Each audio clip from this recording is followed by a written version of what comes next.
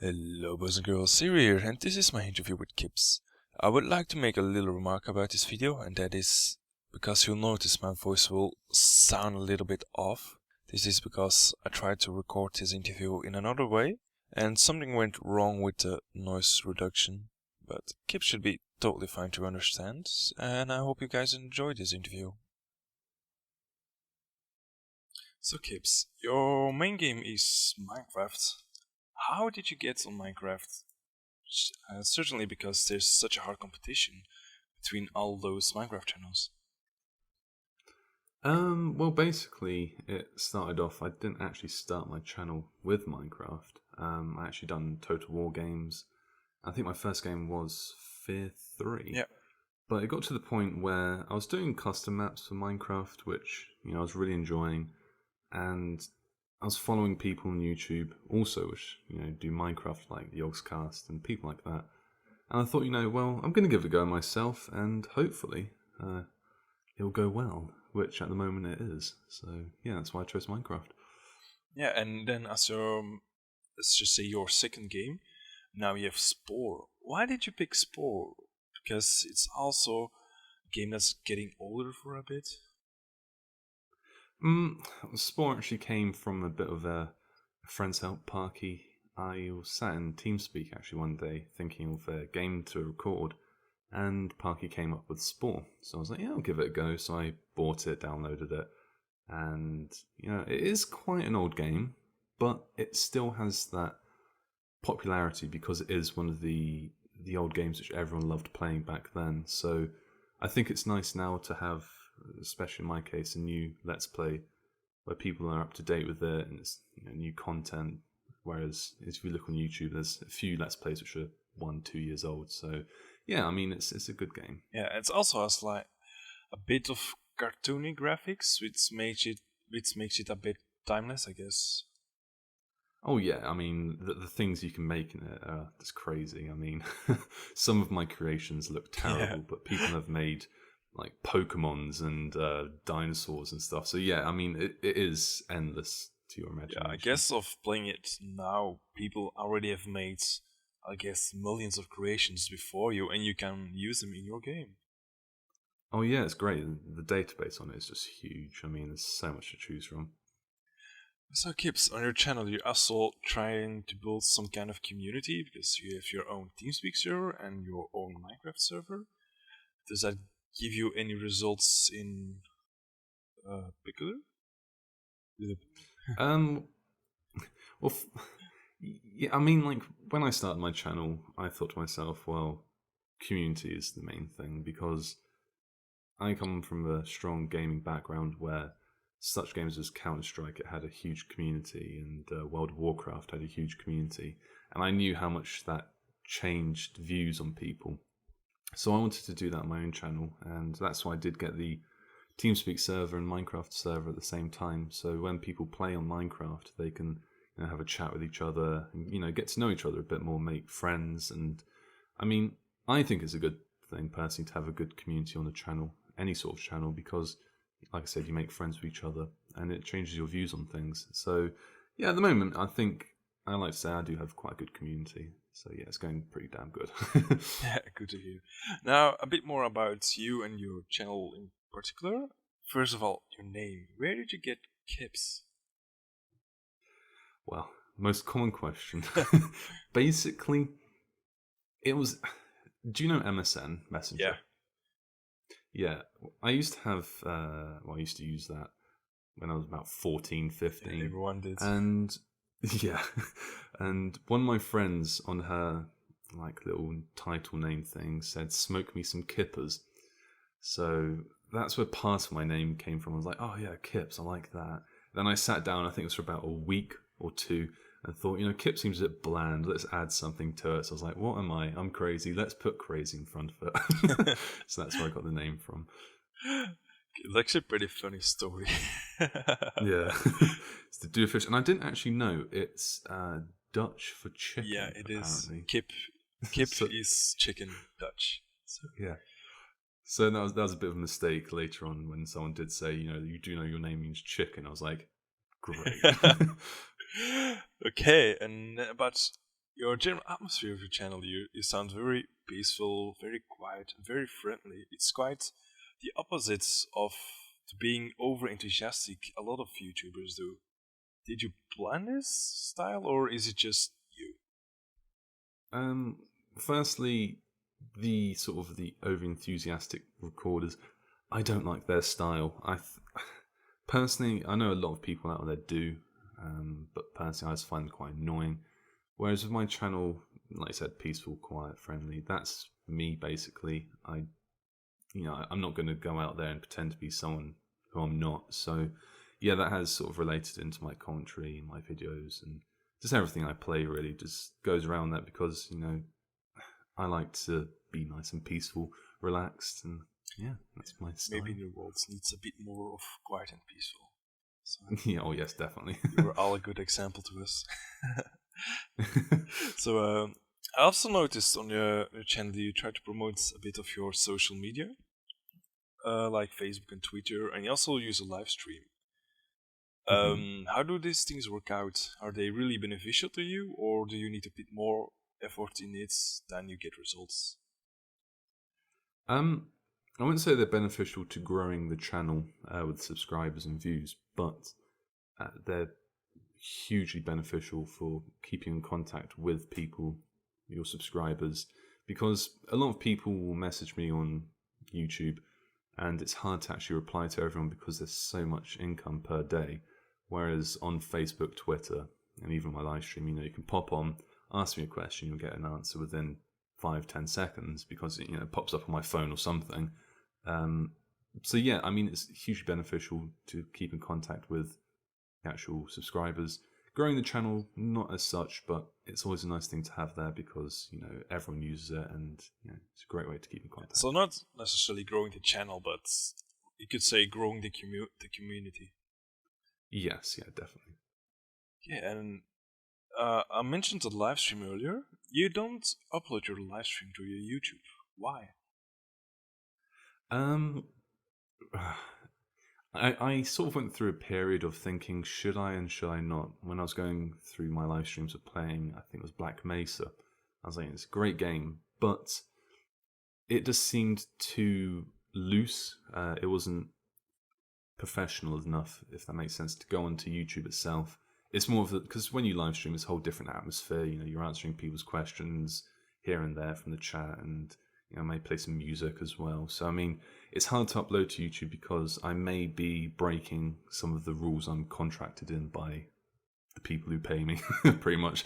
So I don't want to do that. And also, I mean, I would possibly upload them in the future, but I would need to get more professional on my live streams. At the moment, it's me just derping around. So yeah. And people asking silly questions. Yes, yeah, like why don't I have any legs when I do have legs and stuff. Yeah. Okay. Then something about donations. I see a lot of YouTubers ask the viewers about donations. You have your server, what people can help paying for, but what are the other costs you might use donations for? Well, basically, the donations go towards the actual community. So a lot of the donations, to be honest, I don't take any donations at the moment. I always refuse them because of my other income. But back in the day, the donations would go to the Minecraft servers because at the moment I'm running 2 Minecraft servers, and in the future there's going to be 3 or 4. So that does total up. I mean, I think at the moment I'm paying about £60-70 per month for the 2 servers. I also have the TeamSpeak, and I've got a Gary's Mod server, and what else? Oh yeah, and of course the donations, well, they do support me directly. Being a student, as you know, it's not very easy to live on some money income. But yeah, I mean, the donations also go towards giveaways and stuff. Back in the day, obviously I didn't do the giveaways, but now I do. But the donations, at the moment, I don't take them. I usually refuse the money and send it back to the person because I don't want the money. No, it sounds bad, but it's not needed. Yeah, I get why. You've mentioned 3 or 4 Minecraft servers. Now we have your vanilla. a survival multiplayer server. You have your own Feed the Beast server where you record your latest episodes. Mm-hmm. And what servers are you then talking about as a third or fourth? Well, the third one I think is the most. It's just the hugest want from the community is a Feed the Beast public server. This one, originally my current Feed the Beast one was going to be public, but looking into it, the mod support for it is so little that anyone could go on there and start griefing, and there's nothing I can do about it. So that had to be kept probably for 2 or 3 months in the future when they're actually going to release the ability to put mods on the server. And the fourth one is a bit of a plan-ish, is the current survival one. Everyone's got their nice buildings on there and stuff, but eventually we're going to need to change the map on it. And this is when everyone goes haywire, get the pitchforks and flame out and everything like that, because they lose their builds. And I can understand why. That map's been there for months. So what I'm going to be doing is basically having the two servers linked together. That one server will have the newest map, and then the second server will have the old map. So there's always going to be the new map and the old map. So when one map is changed, the other one is changed, the other one as well. If that makes sense. So basically they're just linked together, and they'll be having the two maps on them. Yeah. I think I just got my first exclusives. You get your cookie. Okay then. A lot of people must be asking you this, but how do you actually start a decent YouTube channel? Right. Well, I'm actually quite passionate about this because I just want as many people to start YouTube as possible because it is such a fun thing to do, and so I always get people coming up to me and saying, how do you actually start the channel, blah blah blah.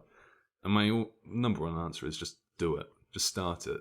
Record a video and do it, because a lot of people sort of mull over the idea and they don't know what to do, and it takes them a month or two to actually get started. And by that time they've sort of lost the spark as such. They don't want to do it anymore. Yeah. So I always say just do it. Record a video, even if it's going to be terrible. I mean, not many people are going to watch it, to be honest. I mean, that's the way YouTube goes. But just put it up there. Watch it, see what the quality is like. So like me, I looked at my first videos and the audio was terrible from my mic, so I bought a new mic. And basically just, do it. Choose a game which you enjoy. That's one of the main things as well. A lot of people choose a game which they may not enjoy and they just do it because it's a popular game. I don't advise that, especially at the very start of your YouTube career as such. It's games which you enjoy doing. And what else? Yeah, be yourself as well. A lot of people try and put on a persona, an act as such. Try and copy the big named people like PewDiePie and stuff like that. And it just doesn't. It works, but then when you get to the point where you want to try and be yourself, you can't be yourself, and then that's when you start to get bored of YouTube because you have to always be putting on this act. I think they're the main three things. Just do it. Choose the game which you want to do best, and good, just be yourself. Obviously, good audio quality is another thing, especially in our day and age now where you can get a good mic for cheap money. And yeah, I think that's it really. Just the main thing is don't whore yourself out as such.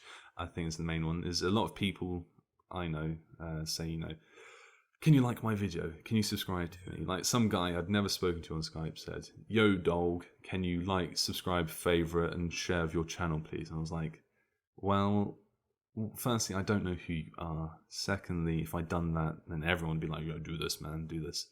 And it's just rude. I mean, they have to think, of the actual person doing it. So, yeah, I mean, just be kind to other YouTubers who do want to get a promotion, because it is quite hard.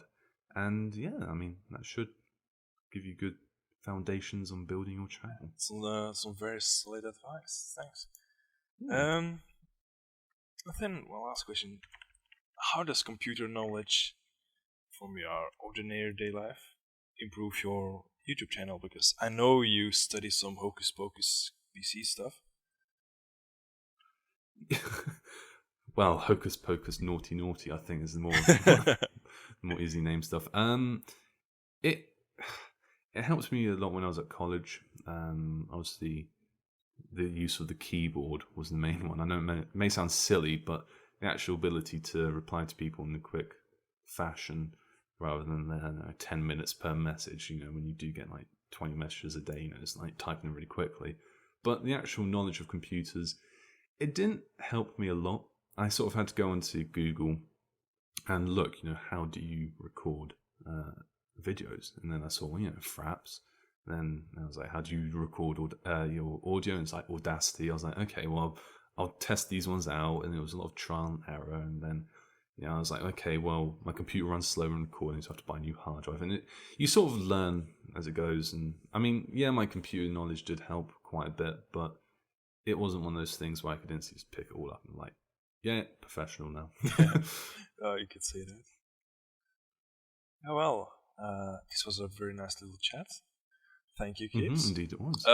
Now you have your very personal finishing move. If you I do. finish this video for me, I will be very grateful.